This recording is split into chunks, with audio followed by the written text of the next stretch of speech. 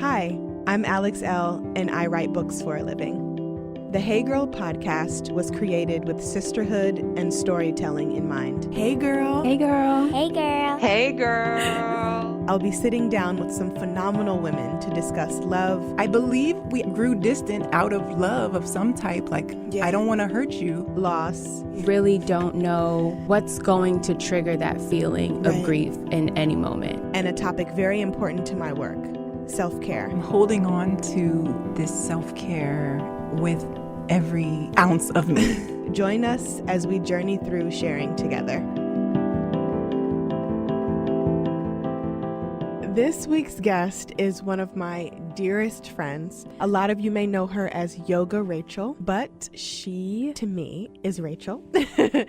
And she's absolutely wonderful, and I am honored to have her as our season finale guest.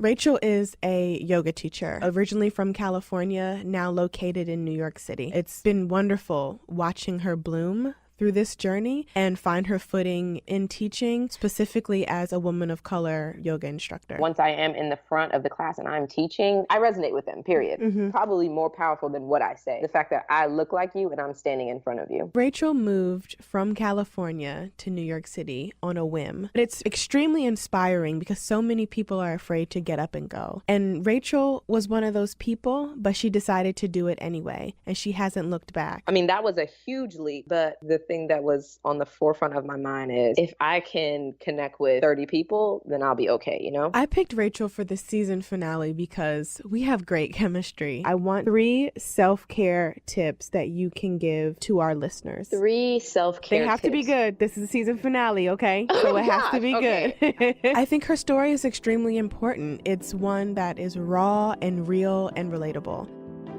This is Racheal's story.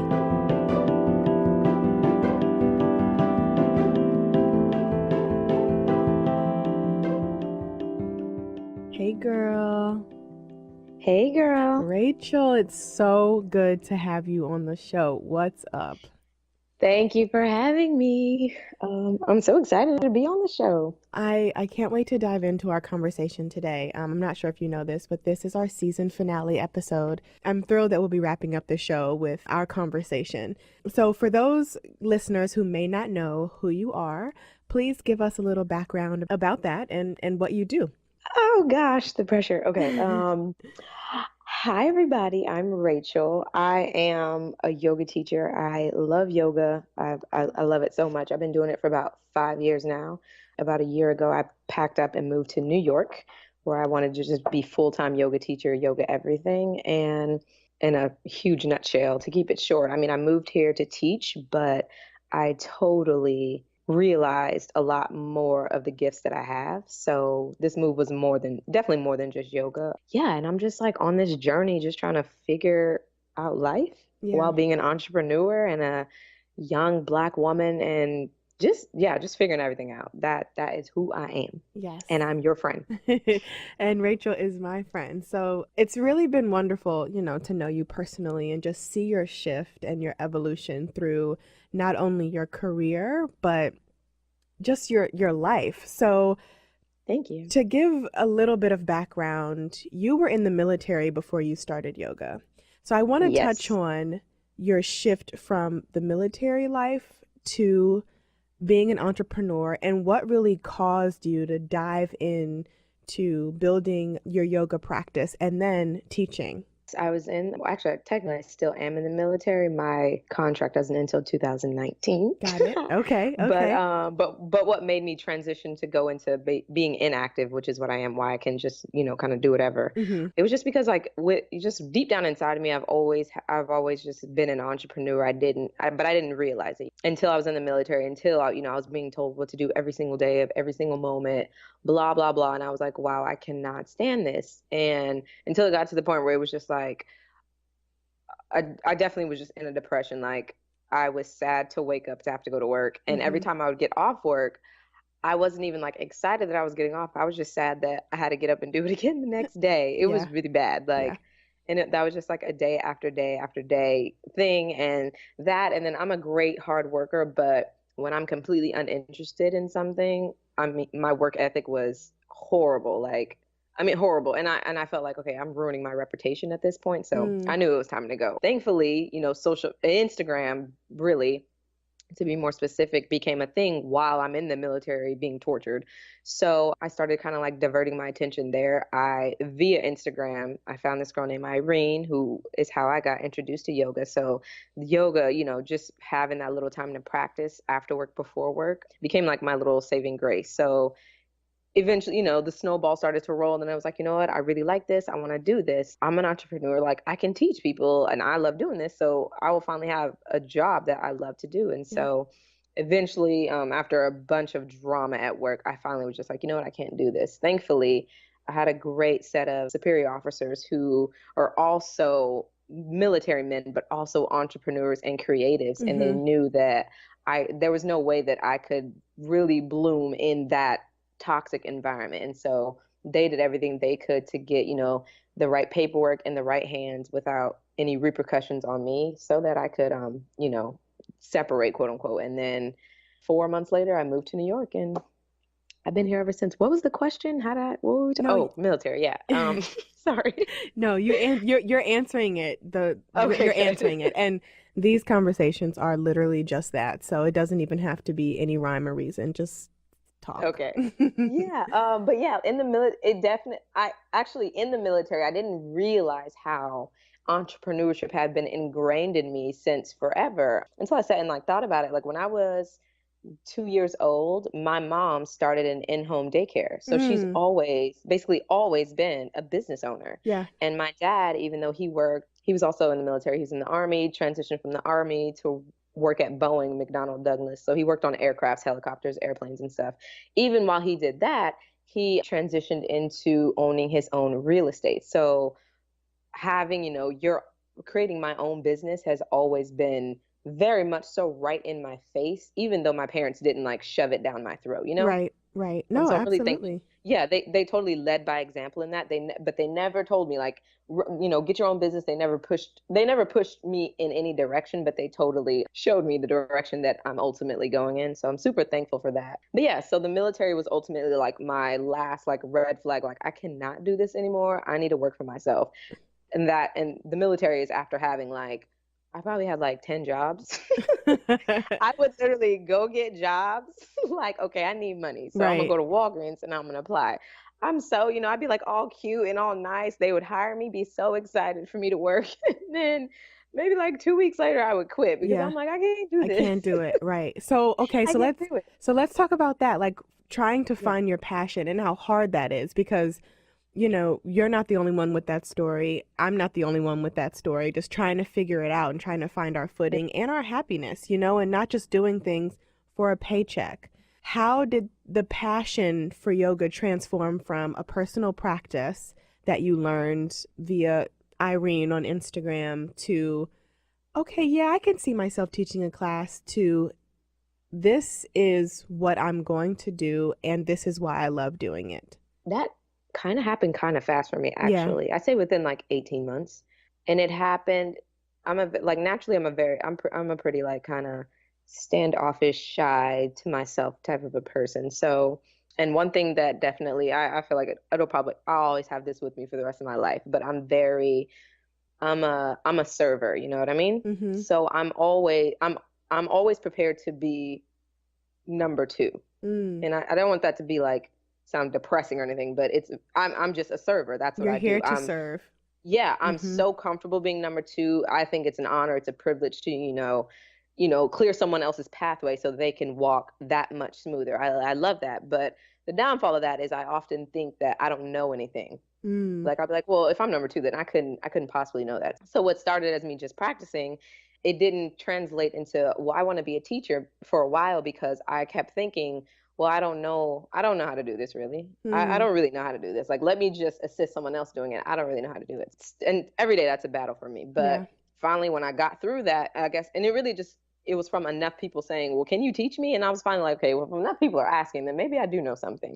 Yeah. Right. So that's how I ultimately became a teacher. But even still, me leaving home and then transitioning to New York, I mean, that was a huge leap. But I think the thing that was on the forefront of my mind is if I can connect with 30 people, then I'll be okay, you know? Ultimately, I've connected with more than 30, but I was like, Right. if I can connect with 30 people, then I know that I'll be fine. Yeah. And yeah. So it kind Yeah. of just went from there. Yeah, I just went from there. And I really like, I have to, and this is an everyday battle. I have to remember to take things baby steps at a time and day by day, because I will get so overwhelmed with the littlest things. Yeah. Like the smallest email, I'll have just a whole oh my God, I need to just go to the spa. You know, but yeah, I mean, it's been a battle being an entrepreneur, being a person being an entrepreneur, being in the forefront, being a person that loves to be number two. Right. But then when I'm number one, I have to make sure people treat me like I'm number one. And it's like, it's the craziest internal battle, you Yeah. know? Finding that Um, confidence and that balance yeah. is. And yeah, finding that balance, finding that confidence, learning how to say no, learning how Mhm. to say, I mean, learning how to, just put my foot down, learning how to, this is not for me, that is for me. Mhm. I'll do it, but I won't do it like that. Learning how to put my foot down when people bring ideas to the table. Like in my mind, I have this illustration, like, you go to this meeting and there's this big old table, and the other, person in this meeting has 15 people there, and then it's just you.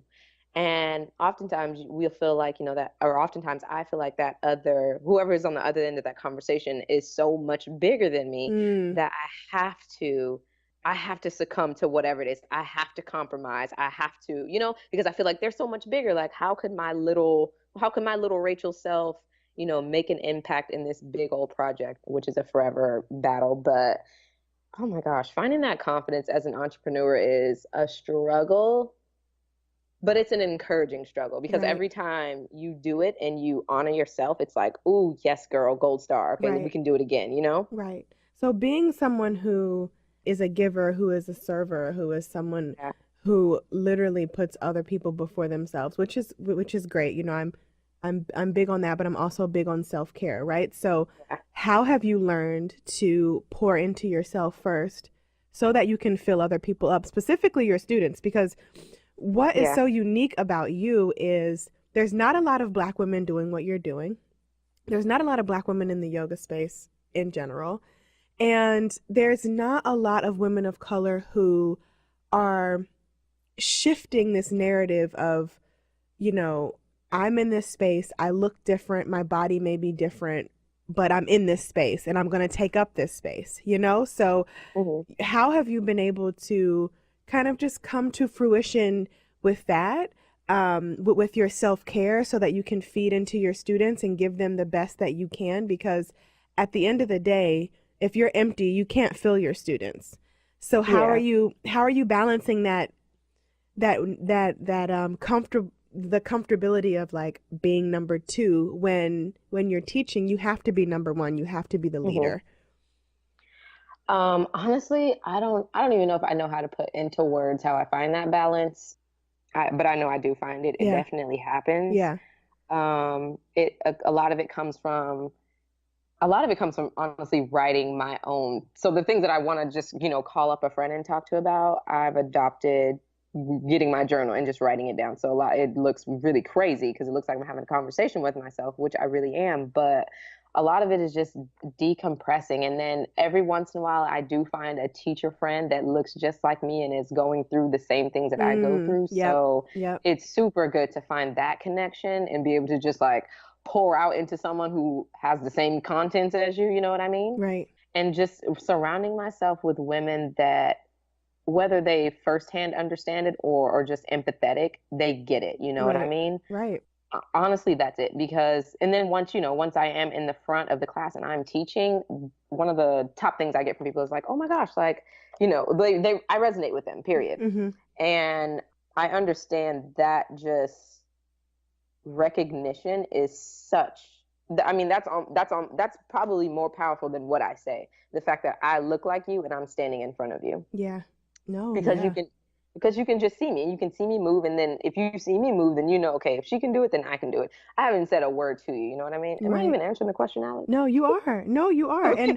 And I want to Okay. talk about that too, because a lot of your students come to class and it's their first yoga class. Like you have been the person to introduce a lot of Black women to yoga. It doesn't matter if it's in the studio or through online teachings, but you have given people of color this sense of home, this sense of I'm allowed, this permission, right? So how has that made you feel? Just because it started kind of on a whim, and then you took a leap on yourself, and then you found your passion, and now you're teaching hundreds of thousands of people. So how does that make you feel, and what is some of the things that are told to you by your students that really kind of resonate and keep you going? Oh my gosh, it's totally an honor. I don't know how to feel about it. It's like crazy to me, but it's such an honor every time that I can introduce someone to the practice, and then especially when they circle back around months later and they're like, "Oh my gosh, like I came to your class and it was so amazing for this reason, that reason." Especially when they connect with other students, it's amazing and it's crazy. And you're right, I think it's even more like amazingly crazy because, like you said, it just happened. It wasn't. I don't want to say it was unintentional, but it wasn't intentional. I didn't make an account to be like, okay, one day I want to do this and then travel and do this. I just made an account because I said, okay, I want to track this progress, you know? So it's totally unreal, especially me being a person that I'm very home is behind the scenes. So it's super, super surreal and weird to me, but I'm grateful for it. And I understand the responsibility that I have, and I try to be as responsible with that as possible. That's good. It's super hard, but I do. But it's super hard because I understand, social media. And then just when you introduce someone to something that positively impacts their life, you become someone totally different to them. You're not just a person. Yeah, I want to talk about that. Totally else. Yeah. So balancing that and I hope one day it's not as big of a struggle, but right now it's a super struggle because people really reach out to me really, really hard. And I oftentimes don't know what to give them in return. I'm like, I don't know how to respond. I don't know what to say. Sometimes stuff that they put on my table is just way too much for me to handle.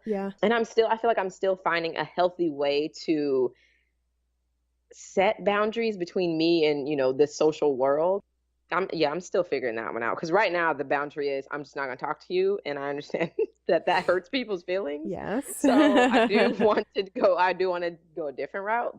But I got to find something that works for the both of us, for both parties, that keeps me happy and sane, and keeps them, feel like they satisfied and they've gotten what they needed, whether it's through me or someone else. But right. And I mean, and that's important too. Like that's extremely important. I can relate to you saying that, people reach out to me all the time with these very heavy topics, just off the strength that I have impacted or inspired or influenced their life in some way. And while it's an extreme honor, it can be very difficult to maneuver because I'm not a therapist, I'm not a licensed counselor, I'm not a life coach. I'm a woman sharing my story in hopes that it does touch other people, but there also has to be this boundary where I can't be your therapist. So with that being said, I've learned the language to send people to those who can help. I can't necessarily help you with this, but I have a great therapist in the DC area who can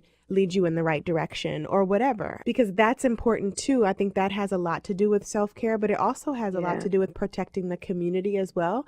Social media can be very strange in the sense where everybody is like an expert in something, and that can be very dangerous, specifically when you do not have the credentials to be an expert specifically in mental health, and it can just be troubling. So I'm really glad that you're navigating that space, but also trying to figure out a way to engage with your community in that way.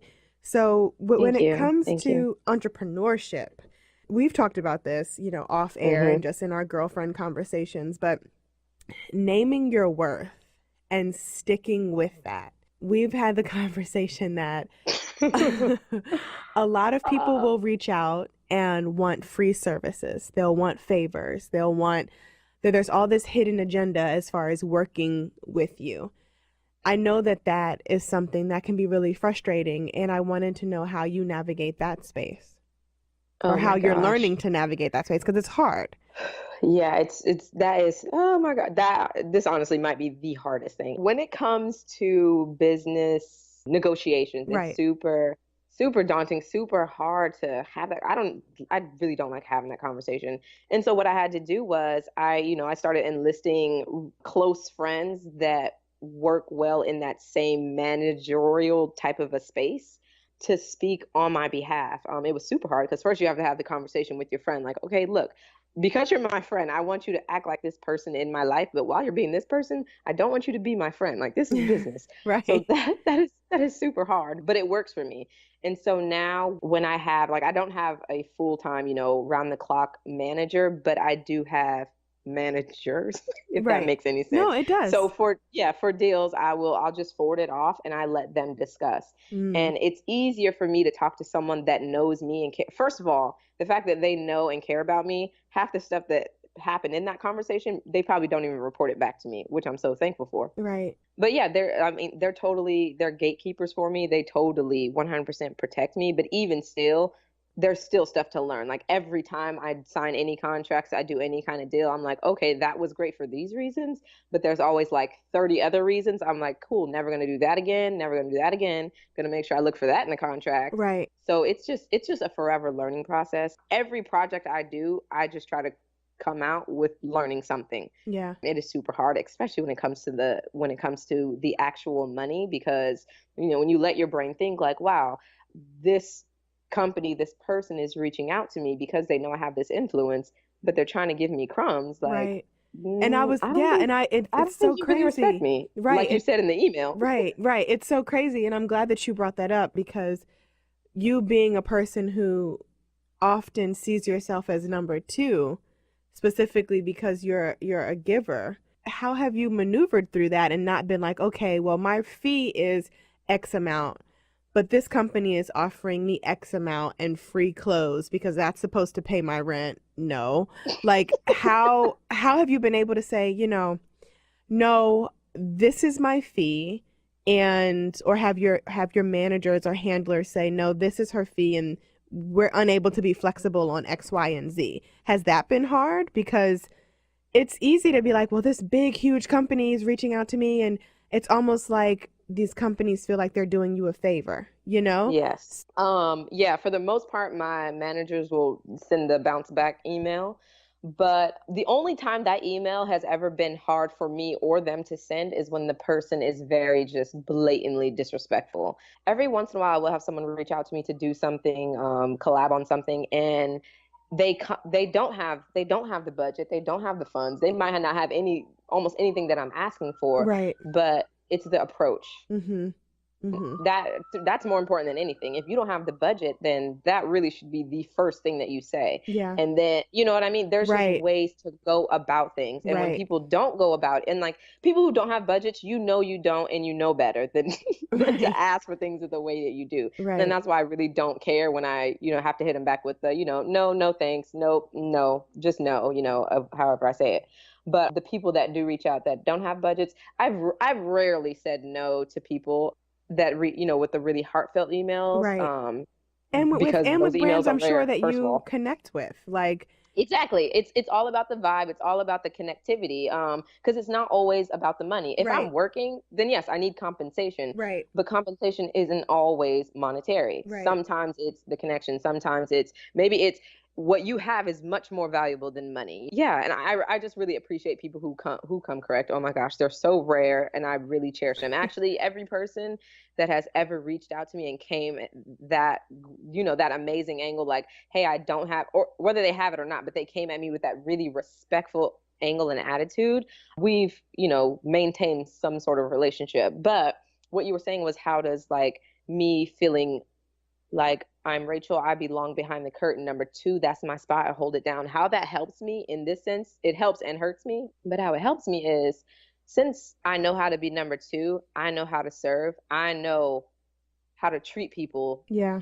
like they are made of diamonds and rubies. And so when I'm in that number one position and you're not doing that for me, first I take a self-reflection. I'm like, okay, is this person that much different than me? No, they're not. You don't want to. So then I have to, be hard and, strangle myself and say, Racheal, like, no, you deserve better. It doesn't matter that, savings is depleting. You deserve better. And if they can't come correct, they don't deserve you. And you're worth more than whatever this check they were going to give you. Doesn't matter. Yeah. You have everything that you need. You know what I mean? That's the mantra that I freaking love so much. So keeping your integrity and your dignity. Yeah, exactly. Keeping my integrity, keeping my dignity. And and I get to go to sleep at night feeling good and not feeling like, oh my God, I just got played, even though I have gotten played. It wasn't on purpose. Right. No, of course. Myself, Of course. But we learn lessons from our experiences. Yeah, exactly. Knowing how to serve it's definitely, it's not a burden at all. It's totally a bonus, because when I see people who know how to, first of all, I automatically recognize them. The people who don't cry when thank you is not said to them. You know what I mean? Those kind of people who can just move and go, get the job done. They don't care about who likes what and who didn't get tagged in what. They just do it and get it done. And it's, and then at the end of the day, we can kick up our feet and laugh. Those type of people are super rare. And I don't know what I was going with that, but yeah. No, I mean, I really think that's good that you mentioned that, because I feel as though a lot of entrepreneurs, specifically small businesses and new entrepreneurs, are like, I have to take everything that's handed to me. And you don't. Like, you're allowed to be selective, you're allowed to be flexible, and you're allowed to figure out what works for you and what doesn't, and what is for you and what's not. Are you eating gummies still? I want to keep that in, because it was just the rust.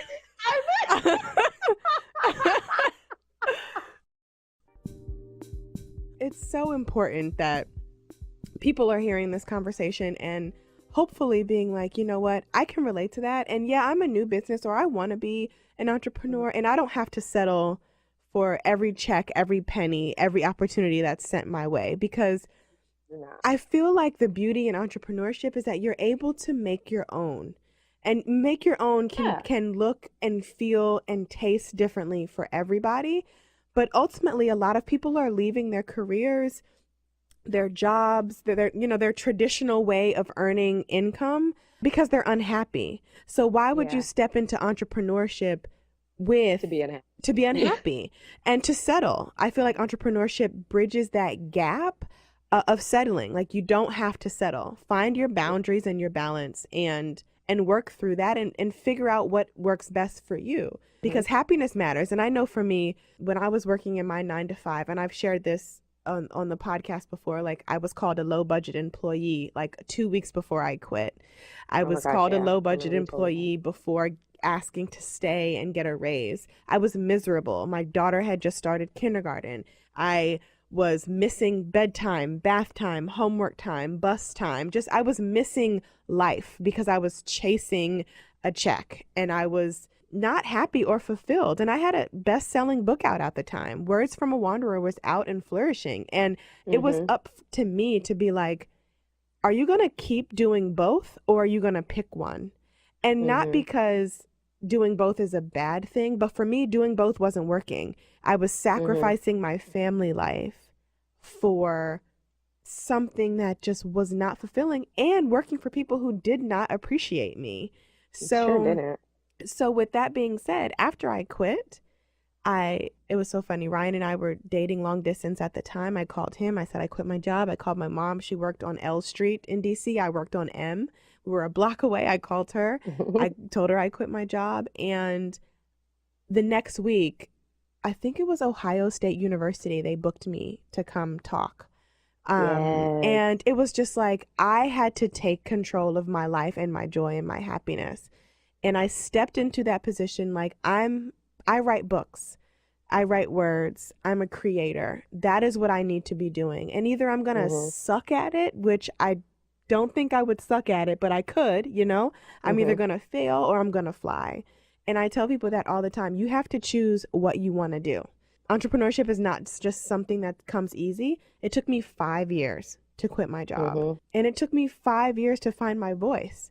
So with all of that being said, it's a path that is super intense, but it can be extremely rewarding if you're not only in touch with the business side of things, but the personal side of things. So anyway, with all of that said, you transitioned. I want to circle back a little bit, because you moved from California to New York like just randomly. You just up and left. You were like, I'm going to New York. And I was like, what are you talking about? Like, I remember calling you or texting you and be like, when are you going back to California? And you were like, I'm not.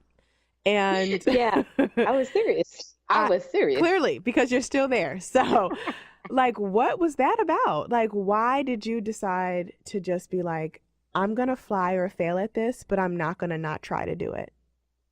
So in my mind, I think I have like my brain is like a hummingbird. I think 7 trillion thoughts per second. And before I moved, I kept thinking, Racheal, when you turn, if you know, God willing, you live till you're 50, whatever, 60, 70, 80 years old. When you turn that age and you look back to when did I leave? I was 23, I think. Yeah. And you, or no, 24. And you look back to when you were 24 years old, would you be proud of yourself or mad that you didn't try just a little bit harder?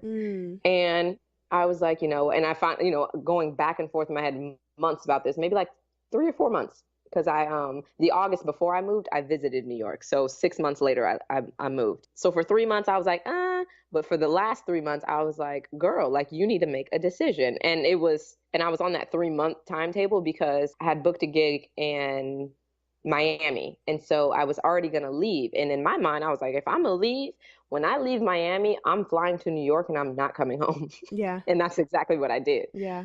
And it was just amazing because the night I left, it was so magical. Like me and my dad got in this huge argument.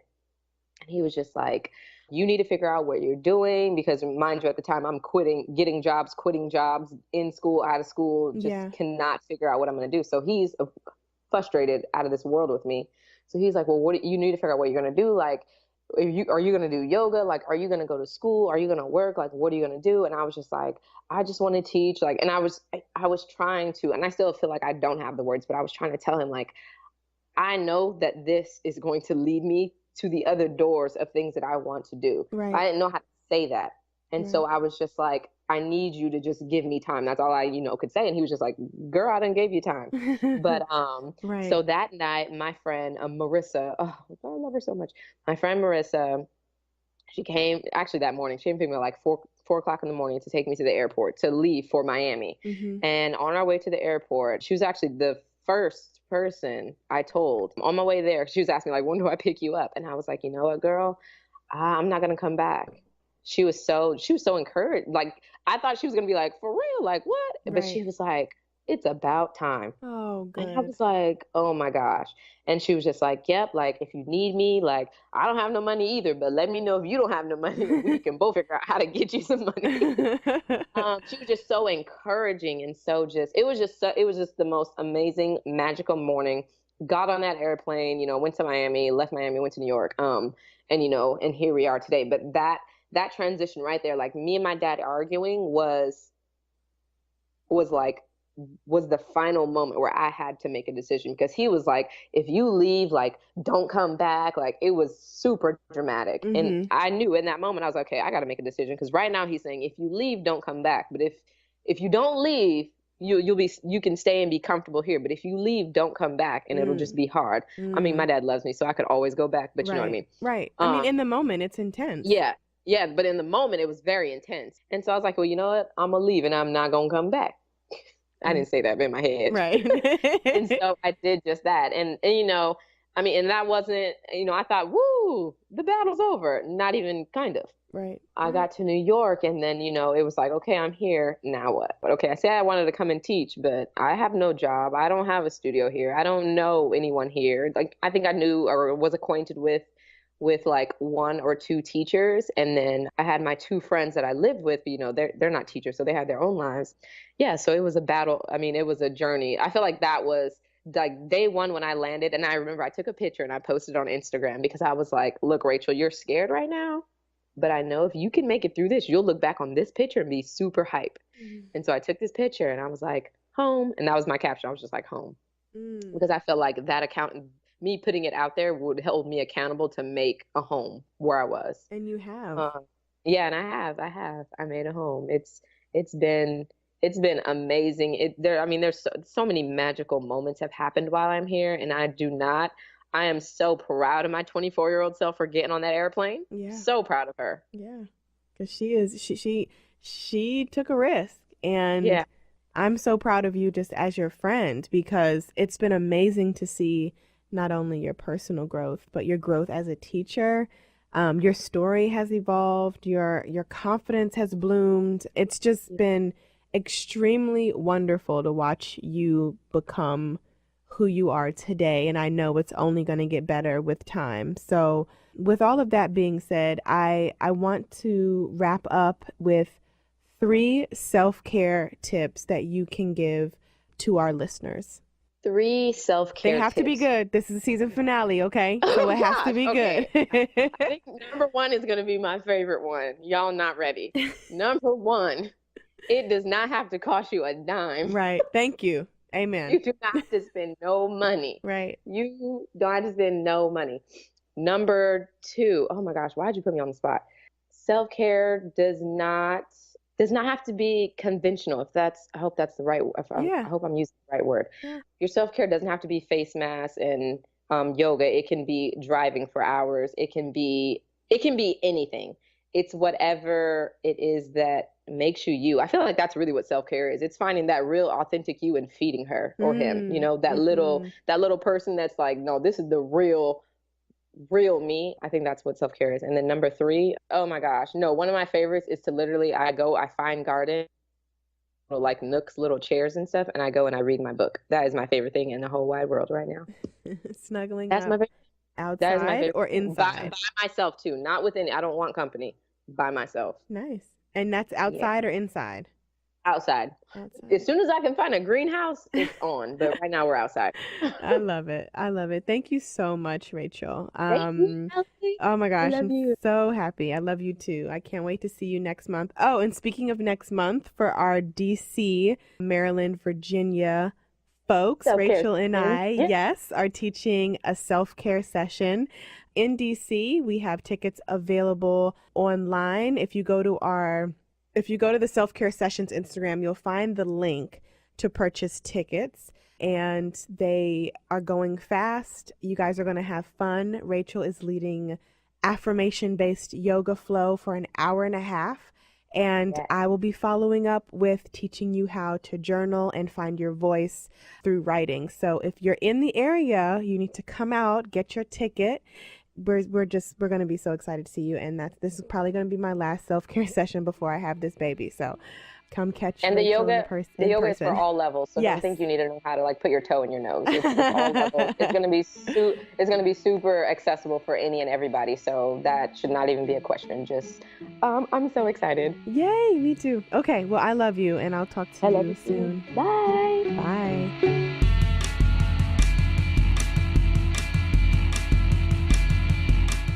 Hey Girl is a member of the District Productive Network. Produced by Jamie Benson and me, Alex Elle. Music provided by DC's own Kokai.